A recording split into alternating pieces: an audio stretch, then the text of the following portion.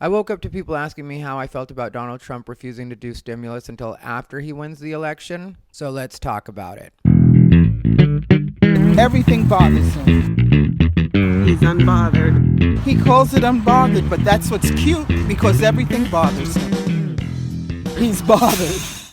I'm a botherina. What's up, everybody? Rivera here, the absolute best LGBTQ comedian in the world. It is Wednesday, so welcome to Unbothered Botherinas. That is what I officially call the Unbothered crowd. If you guys don't know, if you guys are new around here, if you're not familiar with Unbothered, this is my podcast where I basically talk about things that bother me until they don't bother me anymore. So this is almost like my own little therapy session, and tonight it will be like a little therapy session. Maybe a little bit more than a little therapy session, but it's going to be a therapy session. Before we get started, please, as always, make sure you like the video, comment when I get on your nerves, and subscribe so you know the next time I'll be getting on your nerves. So like I was saying, people have been asking me how I feel about Donald Trump refusing to work on the stimulus or issue stimulus until after he wins the election. And I feel like two things are going on, and it definitely does get on my nerves. It's not like I don't pay attention. It's not like I don't care. But at the same time, I can only care so much when it comes to this particular topic, because when somebody decides they're not going to do something for you, even if that's our government, then they're just not going to do it, and there's nothing we can do to make them do it for us. So as far as that goes, it's unfortunate that we're left in this position, but this is a position we're in, so we might as well make the best of it, is the way I feel. Donald Trump is waiting until after the election, and I kind of don't blame him, because right now it's just ridiculous. Because for me, and I'm not trying to blame one side or the other, but I do feel like, if I'm being completely fair about it and completely just doling it out on both sides, what I would say is I'm disappointed that the people that have been appointed to represent us can't work harder to come to some sort of agreement when it comes to things that directly do affect us, things that could possibly hurt us.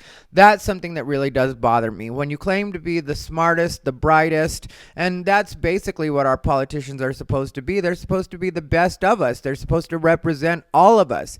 And instead of doing that, they're caught up in trying to make the president look bad, which I know not everybody agrees with the president. I personally agree with a lot of what Donald Trump does, so I'm not going to pretend that I don't like him or I'm not on his side. I am on his side in a lot of cases, and I think ever since he got elected, because the Democrats were so dead set against having him be our president, they never fully worked with him. And you could say that the Republicans did the same to Obama, but at what point do we stop doing tit for tat and just say, okay, I don't care what happened in the past, you guys. I need you to figure it out, because right now we're going through a pandemic, which is supposed to be the most important thing in the world, right? And I always bring up the most important thing in the world because that's what people always make these things seem like. Like it's the most important thing in the world. It's the thing we're supposed to really care about. And then people don't treat it that way, including our politicians. If this is so important that I'm expected to stay home for a couple months or have stayed home for a couple months, and now you're not opening things up in a way that lets me be able to get back on the road the way that I'm supposed to, then I feel like it is on you to make sure that I'm taken care of. Because had you not stepped in the way, I had plenty of work lined up. I was supposed to record an album in April. So for me, this has been a huge inconvenience, and I'm being asked to stay home because the unhealthy haven't taken care of themselves up until this point. It's just true. If you look at the high-risk groups, yeah, there's the seniors, and that's not their fault. They just were going to get old. But at the same time, I feel like this is God's way of shaving down what we don't need anymore. And yeah, that may sound especially cruel. My parents are both in the age range, 70 and 80. So they're in the age range that they could get clipped. And I love my parents more than anybody else in the whole wide world. But at the same time, deuces, if it's time to go, it's time to go. And that's the way they feel about it too. So it's not like they would think I'm particularly insensitive for saying it that way. They would laugh. They would be like, you're stupid, but they wouldn't be offended at me just saying that. They understand what I do, so they're not going to make a big deal of even me just doing the deuces to them. I love my parents, but it's what it is. You get to a certain age and it's time to go. At some point, it's going to be time for me to go. I don't sweat that kind of stuff. So really, yeah, I get what you're saying about Donald Trump, blah, blah, blah, blah, blah, and Republicans should still work with blah, blah, blah, blah, blah, the Democrats, blah, blah, blah, blah, blah, a lot of blah, blah, blah, blah, blah from me. And it's just because at the end of the day, we have to take care of ourselves. And that's what this pandemic should really have taught us so far, is that we really do have to take care of ourselves. So if you've noticed, I've been recording a lot more content. I've been posting a lot more content. I've been working on my YouTube. I've been working on my different streams of income because for right now, I can't be on the road the way that I usually would. And I've also been honest with you guys when I say that I don't really want to be on the road like that right now. So for me, it's kind of a blessing in disguise in more than one way because yes, there is the fact that I don't necessarily want to be on the road, but I had gotten into such a system of going on the road that I know I would have been on the road even more had we not had the pandemic. So this forced me to take a break that I wasn't necessarily planning on, but at the same time, it made it so I have to actually think about what am I going to do if stand-up isn't an option. And then that made me work on this more. And I like what I'm doing here. And I get better at it all the time. I get better at the editing. I've been able to go to the gym a lot. I've been able to really work on my diet. Things that I've been wanting to do for a long time, I've been able to do. So it's a blessing in disguise, in my opinion. Because at first I was upset. I admit I had one particular day. It was a Thursday. And it was just a rough day for me. We were a month in or so, and I just was dealing with an actual depression because I was so used to being out and I had so much that I was going to be working on, and I just really wasn't handling it well. And so I ended up speaking on the phone to my friend Zach. Zach Elk used to be the sidekick of Unbothered by Ty Rivera until he left me high and dry. Just playing. Me and Zach parted ways as far as Unbothered went because his regular job was taking off. And he had another podcast he was working on for at least a year before he started working on Unbothered. And so Zach moved on. But we're still really good friends. And we talked on the phone that night. And I can't remember what exactly he told me or his exact words, but it basically came down to none of this matters, kind of stay unbothered. You know, like that was his general tone about it. So I don't know why that sunk in for me, but it just did. And then I was just like, okay. So at the time the gyms were closed, I bought a jump rope. I started using that. I already had a jump rope, but I bought a heavier one so that it would be more like a workout and I could burn more calories right here at home. And then once the gyms opened up in May, I got a new gym membership, which I already had one gym membership, but that gym wasn't open because of the way COVID worked. So I got another gym membership. Then I had that moment where I broke my toe. And so I wasn't able to do cardio for a couple days. Well, closer to a month, I wasn't able to do cardio. But instead, I just really focused on my diet and I continued to do weights and I didn't end up gaining weight. Technically, my body got better. And so I just look at it as we just have to adjust and take care of ourselves because if the government's not going to do it, then they're not going to do it. So that's where we just have to start coming up with new skills, teaching ourselves new skills, if that's what it takes. I have some friends that I see on social media that are complaining and like, I don't know what I'm going to do. Well, if you have that attitude, then you're probably going to go stagnant and either die or just have to get a regular job. So that's on you at that point. And I'm not trying to be mean to any of my friends, but it's just something I've seen quite a bit. And I've been like, are you not going to make any effort at all? Like, how about you just try something? How about you start shooting content or doing Zoom shows? Or there's so many different ways that I've seen other friends really just stepping out of the box and figuring it out. I've talked about my friends that have done OnlyFans, which a lot of people, you know, do. Well, it's usually a lot of sex work type stuff when it comes to OnlyFans, dirty pictures, nudes, stuff like that. And to me, that's legit. If that's what you decide to do at this time, then do that. It's better than sitting around wondering who's going to take care of you. Maybe you need to take care of you.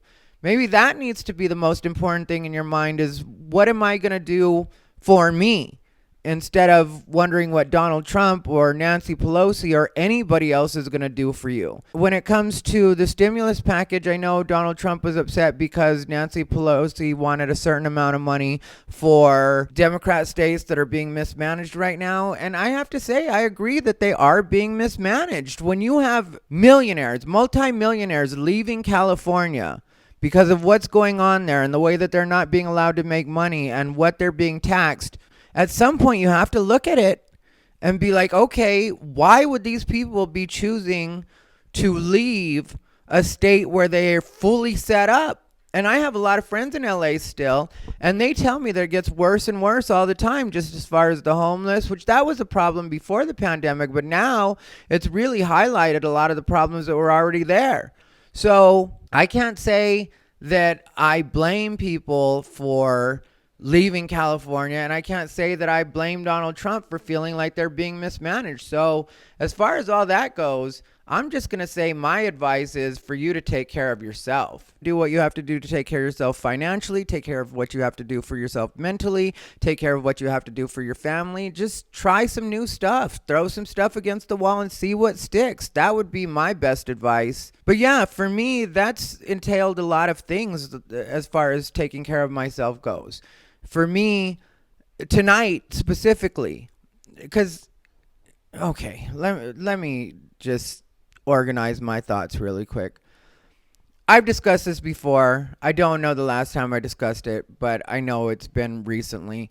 This time of year is hard for me. That's just what it is. So, we get closer to Halloween. My sister died on Halloween night. Well, somewhere between Halloween night and November 1st. So I can easily slip into a depression. I can easily start isolating, especially with the way things work right now. It's easy to isolate because people aren't out the way that they usually are, and we don't have the open mics and the comedy shows that we usually have. So a lot of times I would go there, and that would be my escape from my thoughts or from isolating, and that's not the same kind of option. Last night I did an open mic at the Dive. My friend Randall Crabmeat Thompson, that's his name, Randall Crabmeat Thompson.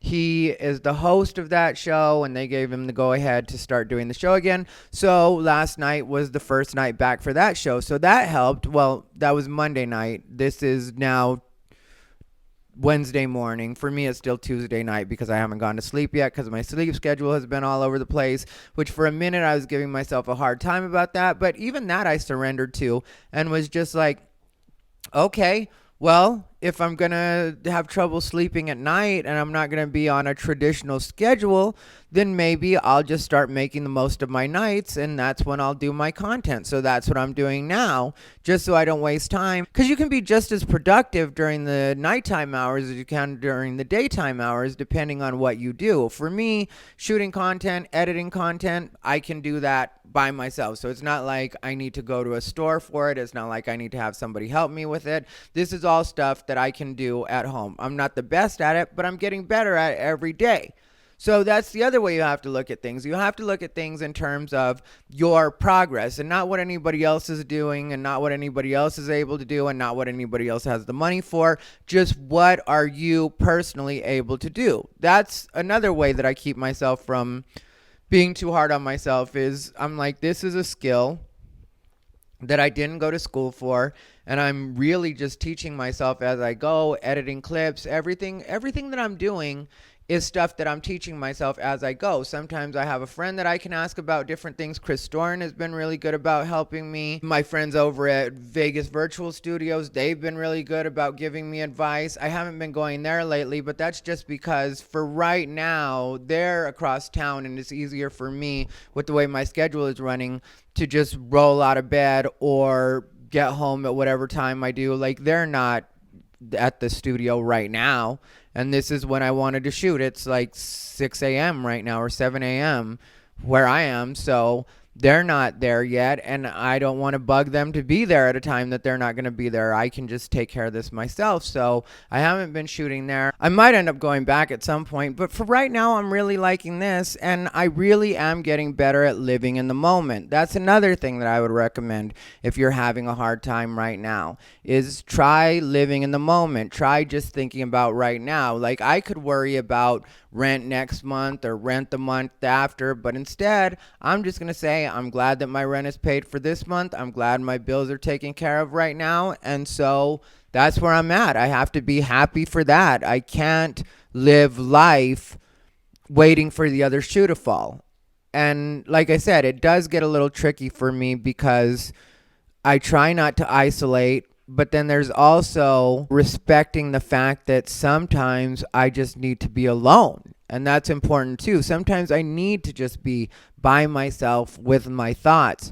So it's a balancing act, trying to decide how much I should be out and how much I should be home. Tonight, I had a friend invite me to his house because he's having like a small party or a kickback. And I was like, yeah, I'm not going to be able to do that tonight because I knew that I had to work on this. But then yesterday, I had to switch everything around because one of my best friends got married, and she had asked me to be at her wedding a couple weeks ago because it was just a last minute. She decided on a whim, we're going to get married. And so I went ahead and changed my schedule around to do that. And I was very happy that I did it that way because she's my good friend, and they're not even friends to me. Her and her daughter are family to me. Now her daughter, and her husband are family to me. So I didn't feel at all conflicted about having to move my schedule around, but I did have to change even my sleep schedule for that particular night. But for me, it was definitely worth the trade-off. Then when it came to today, I was like, okay, you got to get back on track, and you got to start doing things the way that you're supposed to. You can't let this slip into you not being self-disciplined. Because I've been putting these out for the last 5 days now, and before that I was getting better about putting them out, and I think I'm just going to do a full 30 days since I'm already 5 days in. I've got to go to Arizona because I'm going to be performing there with Tim Dillon. That's going to be fun, and I will be shooting while I'm there, but at the same time, you guys won't get the same lighting experience. I obviously won't be here in my dining room, but I'm going to be working again. So that's another thing for me to look forward to and be happy about. And if you're not familiar with Tim Dillon, he has the Tim Dillon Show. That's his podcast, and it's super popular. You can see it here on YouTube. I watch it every week. It comes out Saturday nights, usually around 10 p.m. Pacific time. And he's such a funny guy, and he's so entertaining and so cool, and he's been so nice to me. And so that's another thing for me to look forward to, where it's like, okay, not only am I getting to work, I'm getting to work with somebody that I really like and I really respect, and I actually will watch his shows. I'm sure every show I'll end up watching, because when I work with people that I like to see them do what they do, even if I see them do certain bits throughout the weekend, which we all do as comedians. That's the way it works. I know a lot of people think we all just come up with things off the top of our heads, and some days that's what we do. Some shows you do nothing but that, but in a fair amount of shows we'll be doing material that we're working on or material that we've been working on. So when you really like seeing someone, though, for me it's not really about the joke at that point, even though I'll still recognize that the joke is great. It's about seeing the audience react to the joke. And that's where the fun is, and seeing them craft the joke. Because most jokes will have an evolution, even nightly, just slightly. You'll see certain words being changed or certain words being added. And so I'm really looking forward to that. So I could concentrate on other things that are less happy, or that I can be less enthusiastic about, or that can take me down into the dumps. But I choose not to do that. Instead, I want to focus on what's good in my life. Me and Bijou have gotten to spend a lot of time together. Probably too much time if you ask her. She's currently enjoying a Whimsy's alligator, never to be sponsor of Unbothered by Ty Rivera. But that's beside the point. I'll still leave their link down below. You heard what I said about that last week. Hopefully your dog enjoys it. If not, what do I care? Anyway, there's a lot that we can all be doing that maybe we haven't. I've organized my place quite a bit. I'm happy about that. Tonight, I decided to clean my place because it had gotten not terribly messy, but a bit cluttered. And for me, that's a big thing. If my place is clean, I'm usually happier. Does it always stay clean? No. Do I always stay happy? No. But I do try my best to keep it as clean as possible because for some reason, mentally, that makes me feel better. So it's about having these tricks and cheats that you use for yourself to make yourself feel better in a less than ideal situation. Yesterday, I also got a bit down, and that's something I'll talk about because I was at my best friend's wedding, and it reminded me of my relationship that I was in when I first got here. When I got here, I moved here with my ex. And I hadn't realized we had the problems we had, and I was super duper in love with him, even though I wasn't the best at expressing it at that time just because I had so much on my mind. But it did take my mind there, and I'm going to be 100% honest with you guys. I texted him yesterday. He still didn't text me back, so he's probably over it. It's weird for me the way that these things work out. But then at the same time, when I was with him, I started gaining weight because to him it was important that we ate together because he always said that that was one of the things that we could actually do together that would give us some kind of, I guess, synchronicity in our schedules if we ate together and slept together. So even though the emotional side of me misses him and misses that relationship or what I thought that relationship was, the smarter, the more analytical side of me knows that even that's been a good thing because I got to get my weight back down. I'm not happy when I'm fat. And I know some people would say, well, you're not fat or you weren't fat. But for me, I was fat and I wasn't happy. So you can't make yourself be happy about things that you feel like are in your control. Or with me, that's the way it works. I can't speak for everybody, but with me in particular, if I feel like there's something within my control that I could work on, but I'm not able to work on it because my partner doesn't necessarily see that as something to worry about, then I'll get very unhappy very quickly because I'm not being the best version of myself, which is what I want to be, not only for me, but also for the person I'm with. I like when the people that I'm with are attracted to me, when they like the way my body looks. And there was one time when I showed my ex a picture of when I was as lean as I wanted to be again. And I showed him that picture and he looked at it and he stared at it for a minute. And then he was like, yeah, that would do absolutely nothing for me if your body looked like that. Which, of course, for me was hard to hear because, yeah, I like that you accept me the way that I am currently. But if I want to feel better for myself, I feel like you should encourage that. But we had other things going on. And then since then, I've had my little mini relationships that I talk about quite a bit, which I think sometimes people think I take those more seriously than I should. But what people don't get is I don't look at introducing the people that I date like introducing them to my family. Technically, I don't look at introducing people that I date to my family as introducing them to my family, if that makes sense. For me, it can be very chill and just like, oh, you're just meeting these people because you happen to be with me right now and we're getting ready to go to dinner, or I want to go to dinner with my parents and you happen to be with me, so let's go. You come with me. It's not meeting the parents. It's just meeting my parents.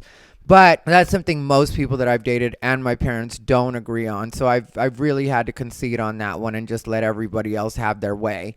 And I've told people more recently that I don't have an interest in meeting any of their friends until we're together for at least 6 months. So I guess I see how it works. That's kind of the point of this whole episode, really.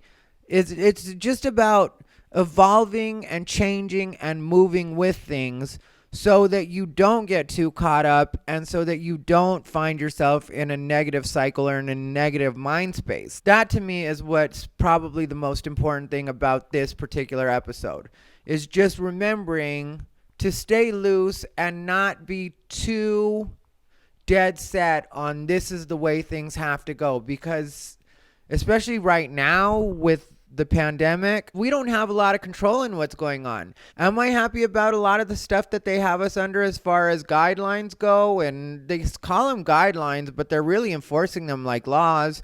So am I happy with all of that? No, I've been clear about that. But am I going to sulk about it, and am I going to pretend that that's really going to hold me back? No, because I still have to continue to do the things that I have to do to make sure that I survive, to make sure that I get through this. And at the end, I'm in a better spot than I was in the beginning, which is what I always shoot for. Right now, I'll be honest with you guys when I say my focus at this particular moment isn't on trying to thrive. Yes, that's where I'm headed. That's definitely the goal. But for right now, this moment here, besides just being happy in the moment, like I said, my main focus outside of that is just to make sure that I stay afloat for right now while I'm figuring out content and also how I'm doing everything in the new way that things are working. It's not for me right now about like, let me try to make $1 million next week or whatever pie in the sky idea people think I might have. It's about, let me make sure everything stays turned on so I can get to that next spot. It's a lot to think about, but at the same time, I feel like if I continue to be both stern with myself and flexible, then I'll get to where I'm going, and there's really nothing to worry about. And some people might say that's a little too optimistic, but my whole life is based on optimism, if you can't tell. I know because I vent about things and I'm very open about the things that get on my nerves. Sometimes people get the impression that I'm a negative person.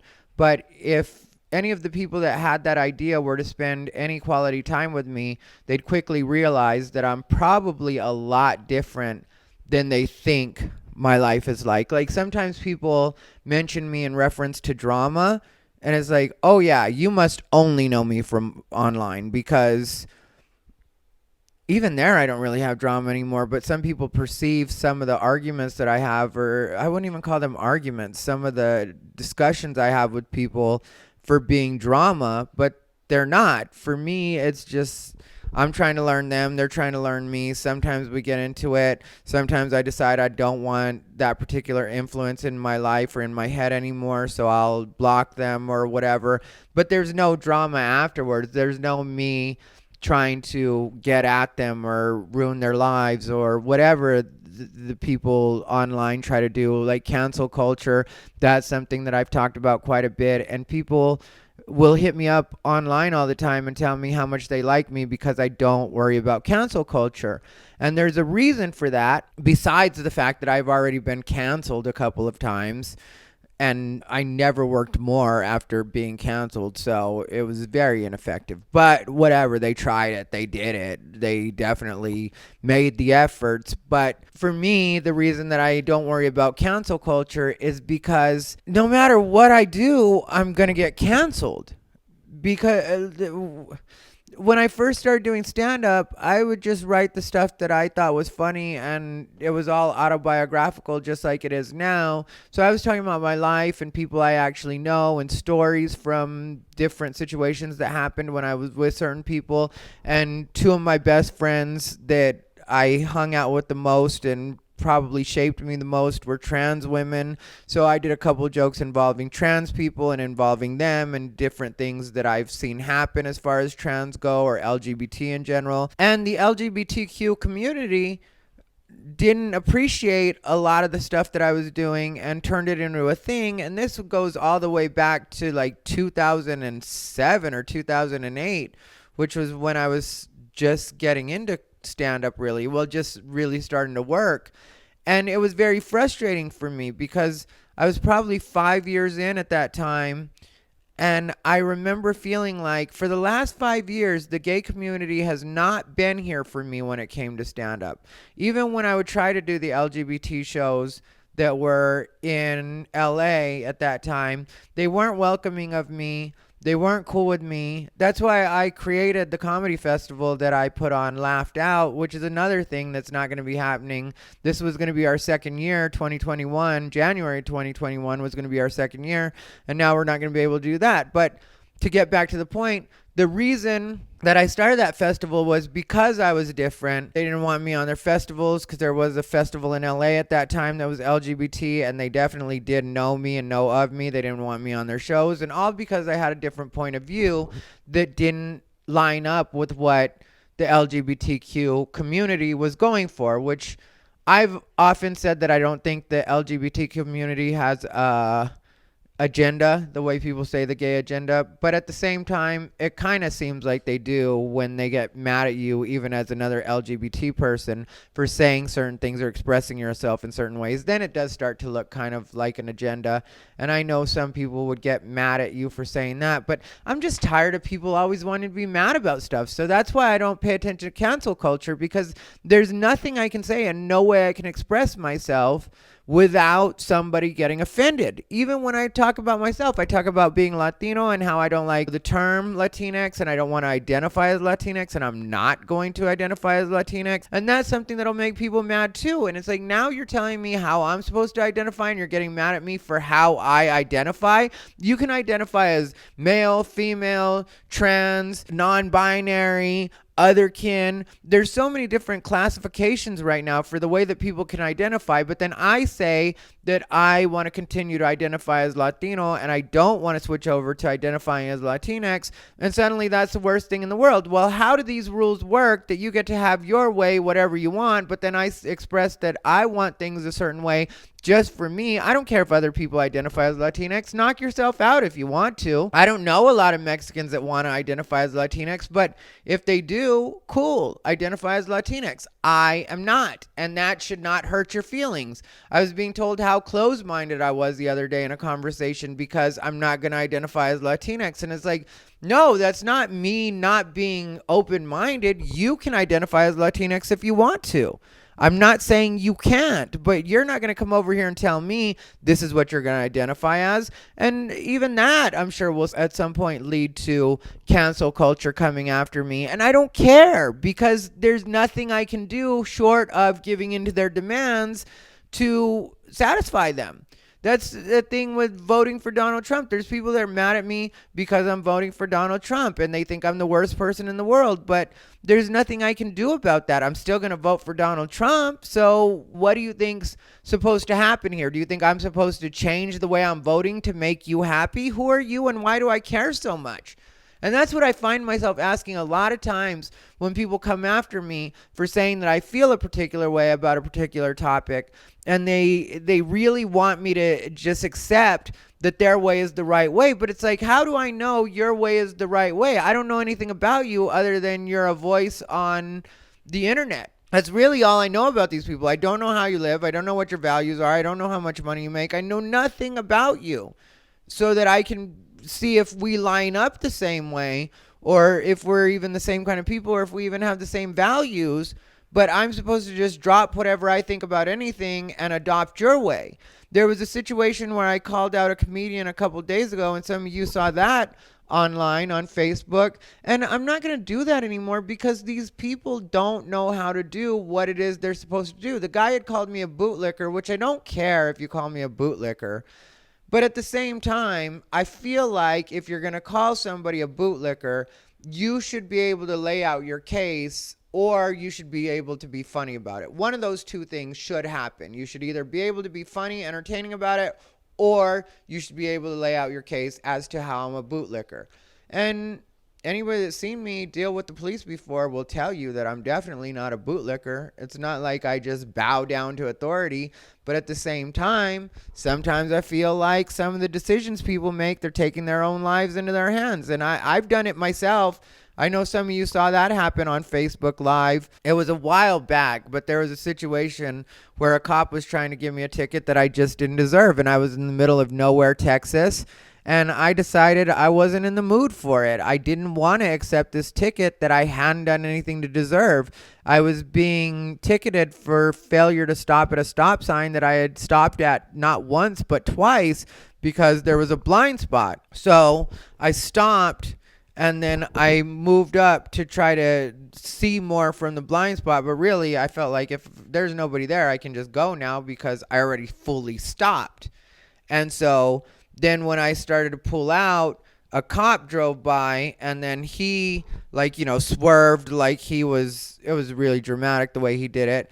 But at that point, since I saw him, I'd already stopped. And so I stopped again once I saw him.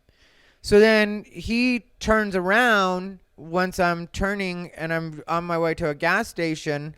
That's why I was pulling off the freeway, highway, whatever it was anyway.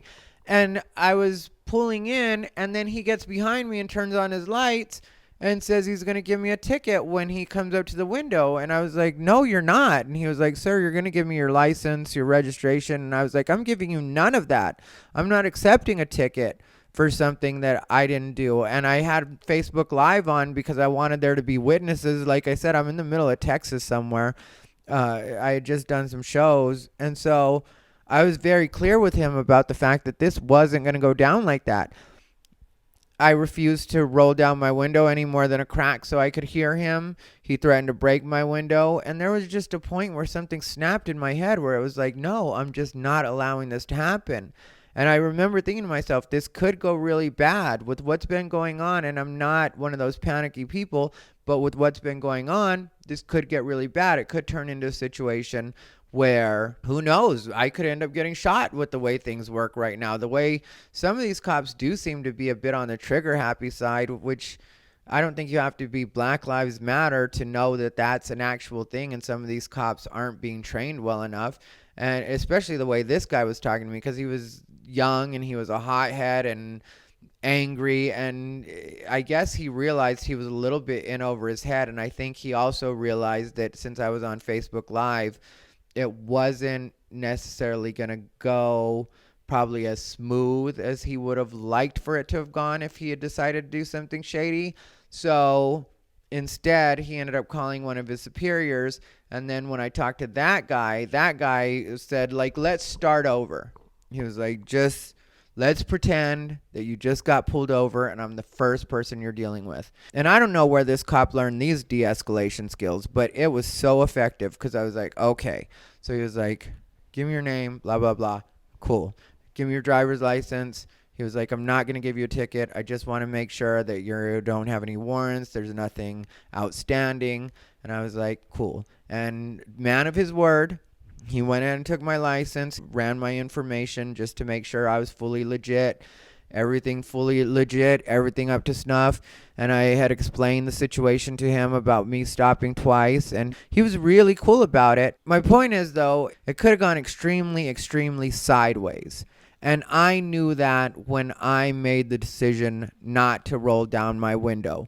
So even though it wouldn't be right if something happened, at the same time, I was the one who made that decision. And I think that's what a lot of people fail to understand. When I look at things certain times, I'm like, okay, that's a decision that person made. That's a choice that person made. So while I agree that it shouldn't have gone that far, at the same time, you were a part of what pushed it that far. And that's something I think that's important for all of us to look at, regardless of your race, gender, sexual orientation. What is your part in everything that's going on? Because there aren't a lot of situations that are just complete chaos to the point where you have nothing to do with them, where you don't have a hand in them. Usually, if we really are thinking about the way things work out, once we get out of that victim mentality, or if we don't have friends that will humor us that way, then you're just left with, okay, what was my part and what was their part?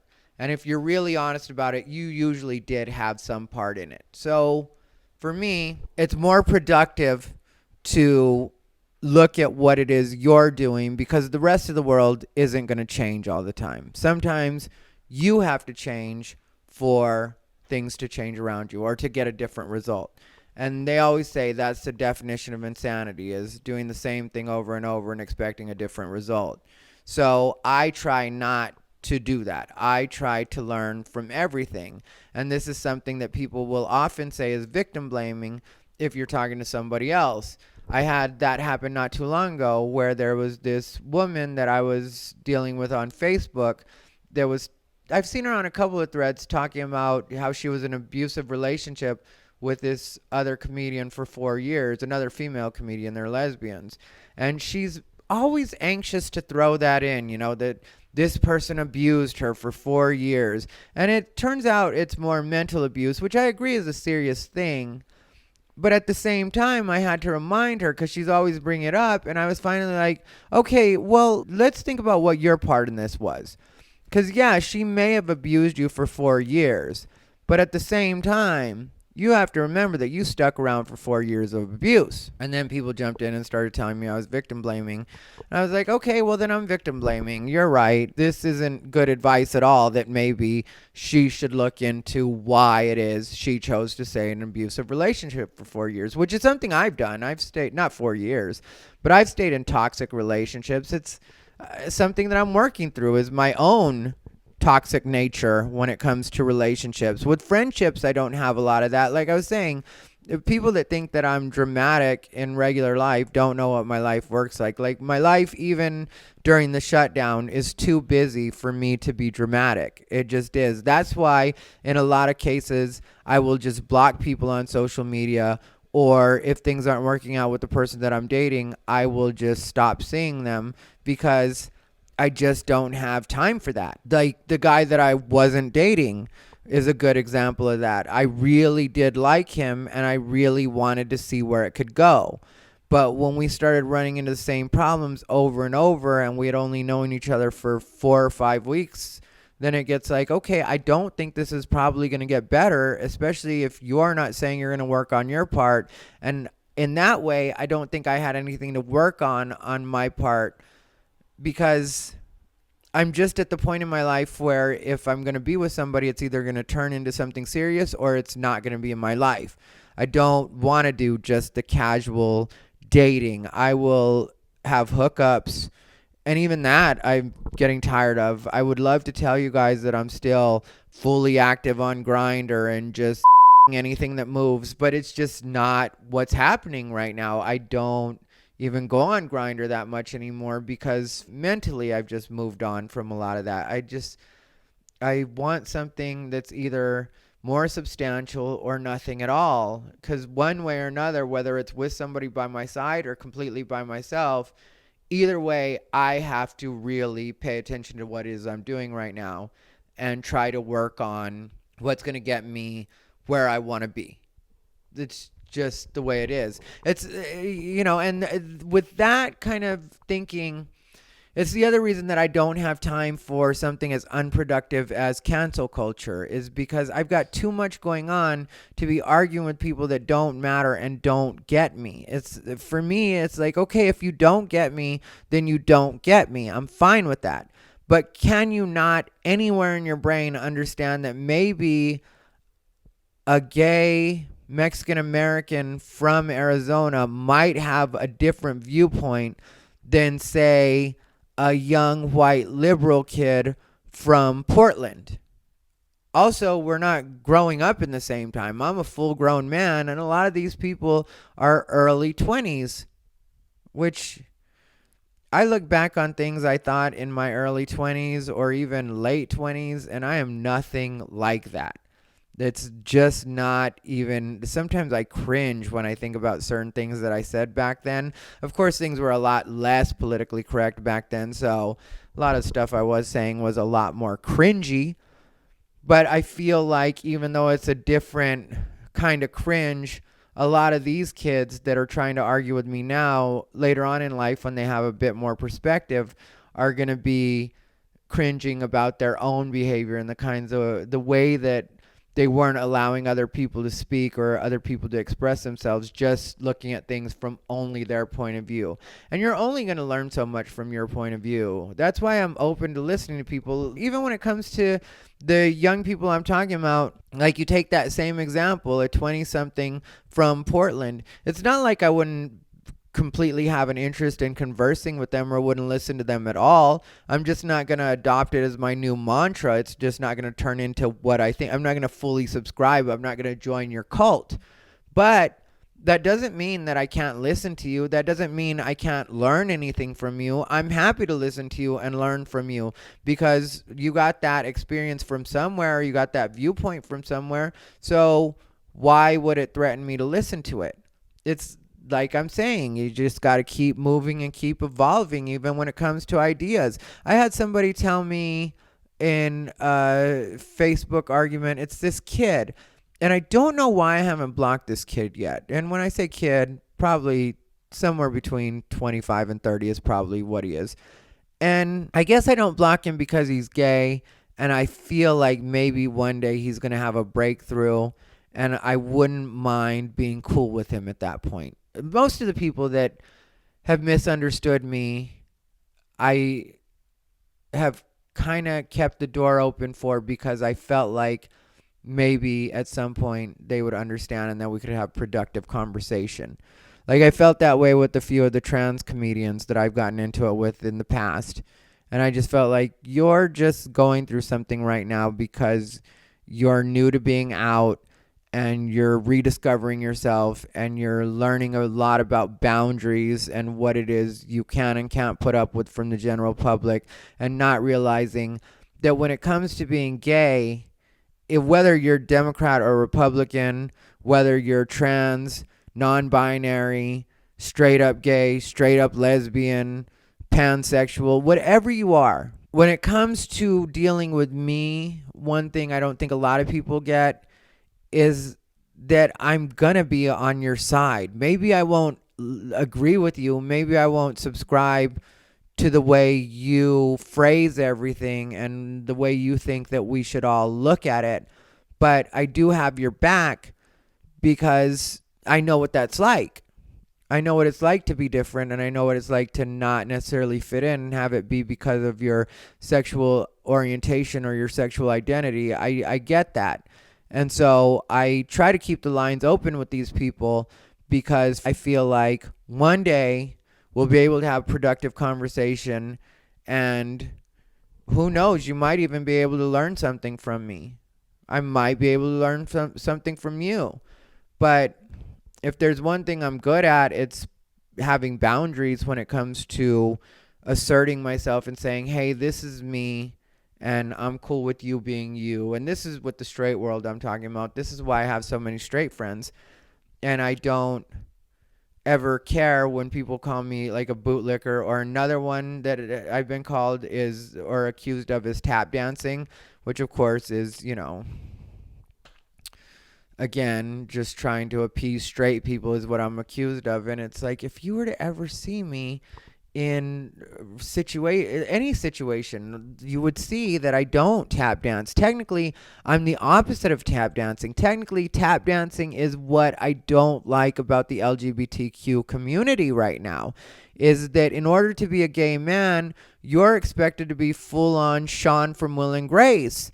And not all of us are going to be that. And if you're not that, then people get mad at you and act like you're misrepresenting the community. So it's like, what are you doing? Why are you trying to force me to be this person that I'm just not?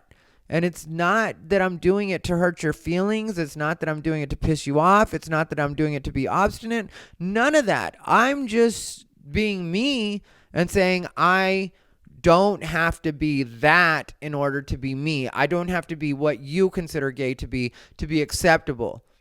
But I put a boundary down with other LGBT people, and again, that's where I get called difficult and get told that I should basically just go with the program. And it's like, what's the program? Pretending to be something other than what I am? Pretending to vote differently than I do? Like, think about how much of my life, if I were to fully subscribe to everything they want, think about how much of my life I would have to actually change. I've already mentioned 3 major things to you. I would have to put on a full-on caricature of a gay man is what I'd have to be. That's not me, so I would have to put that on. I also would have to identify as Latinx, which I've been Latino for a lot of my life, was raised Chicano, and I'm just going to go back to Chicano all the way, all the time is what's going to happen here soon. Because I do have a connection to being Chicano. It's not, again, me being difficult. It's I had a connection with that. I gave that up, at somebody else's whim, because in general we were asked to stop at a certain point because there was a negative connotation when it came to Chicano, so we were supposed to be Latino. And so at a point I submitted to that and was like, okay, I'll be Latino. And now you want to push me into being Latinx, and I feel like maybe I just want to go all the way back to Chicano. And not to be difficult with you, but just because, one, you're never going to be happy, and two, that's where I felt happiest. That's what I felt represented me the best. So maybe I'm not meant to make all these changes just to make other people happy, So there's the three things right there. There's the how I behave as a gay man, that would have to change. How I vote would also have to change. And how I identify as Latino instead of Latinx, that's another thing I would have to change. Those are three major things in my life that I'm being asked to change. And if I don't change those things, then I'm considered to be a difficult person or not proud of who I am. Well, how about if you were as proud of yourself or who you are as you pretend to be, you wouldn't care how anybody else identifies, because I truly don't. I know people that identify as Latino. I know people that identify as American of Mexican descent. That one sounds really wordy to me, but it's the way some people identify. I don't have a problem with any of the different ways that people identify. It's all about, like I said, evolving, changing, and at the same time accepting that you don't have to be the same as everybody else in order to be happy. And you also don't have to do everything everybody else wants you to do just to make them happy. Like, you be happy. You make yourself, create your own joy. Not only create your own lane right now with everything that's going on. If you've been professionally displaced, I think that's a good way to phrase it. But also just all aspects. Just, I don't know. I guess I'm trying to tell you guys how I do things, so that maybe if somebody else is struggling with any of this, then hopefully my rambling will make them feel a little better and give them a little bit of like a, hey, maybe I'm not that bad, because at least I'm not like Ty. Which is me half joking, but at the same time, I don't mind if you look at me and you're like, well, at least I'm not as messed up as him, because if that makes you feel better, then I'm happy for you. And I don't mean that in a passive-aggressive way at all. I really do feel that way. If my being as messed up as I am makes you feel better about your situation, whatever it takes to make you feel better about your situation in this particular time, for me, I'm happy with, because it's just such a rough time for all of us right now. And I know I have my own thing going, like I said, because the death of my sister and this being that time of year. But at the same time, we're all going through a lot this time, 2020. And it's not anybody's fault other than China. I guess that's my point of all this. Here I thought it was about evolving and growing, when really I've just been trying to say China sucks this whole time. China did this to us. Not Black China, not China from the WWE, but China. Wuhan.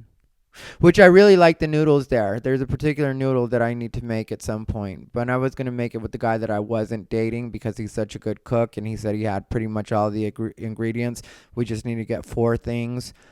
And then we ended up not seeing each other anymore. So blame that on China too. Anyway, you guys, whatever you do, ladies and gentlemen, stay unbothered. This has been Ty Rivera, the absolute best LGBTQ comedian in the world.